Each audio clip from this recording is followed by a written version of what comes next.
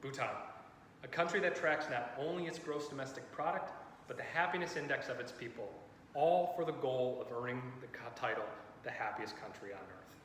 If you are like myself and are a fan of ancient cultures, Bhutan is going to be one of the places that is an example of a country that's preserved its culture through history. A big part of that has to do with the flight in. There's only one flight into Bhutan. It is the A319, and is one of the most beautiful and dangerous flights in the world. Once you land, the formal greeting is Kazungpo. Once you build a repertoire and get some respect into the connections that you make, they will add a la onto that. The bow is head down, arms outstretched, palms up. Although with the modernization of Bhutan, handshaking is becoming all the more acceptable. Once you're about town and starting to take in all the sights, it's important to understand a few different things.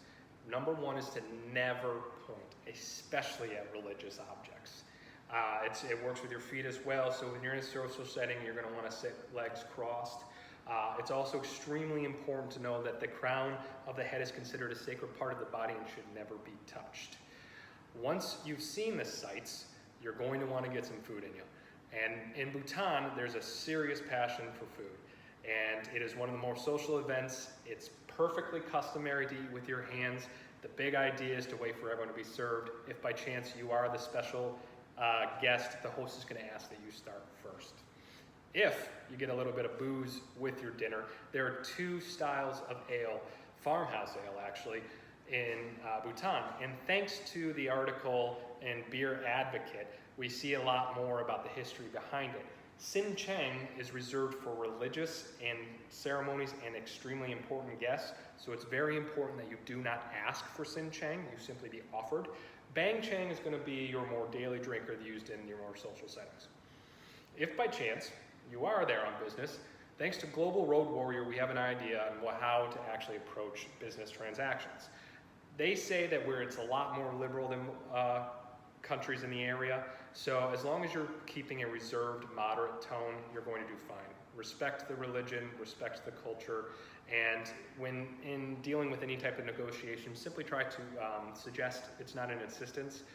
It's also really a good idea to carry business cards where both sides are translated. In the business etiquette and with personal connections you meet, there's a really big tradition of gift giving. The idea is to give a very modest, very non-materialistic gift. It's going to be sent in a box, and it's only going to be opened in private. The idea is that this gift is going to be, the box will be returned with a gift inside of it, and it sets up a cycle of gift giving back and forth. Once you kind of realize that this is all for a chance to keep getting together, you see how beautiful of a sentiment that really is. The marriage and dating in the country has really become much more modern. Now that technology's come in, online dating has become a whole thing. The old traditions of asking family to accept you in is a thing of the past. Although the wedding ceremonies are still heavily steeped in Buddhist tradition, but they are gorgeous ceremonies. The Buddhist people have just such a rich culture that has been preserved so well, and they're so proud of their culture that they welcome everyone to come in. Whether it's sharing their love of archery, their love of spicy food, or even the joy in having them help you dress in their local garbs. You really see a joyous, happy people, proving that Bhutan is the happiest country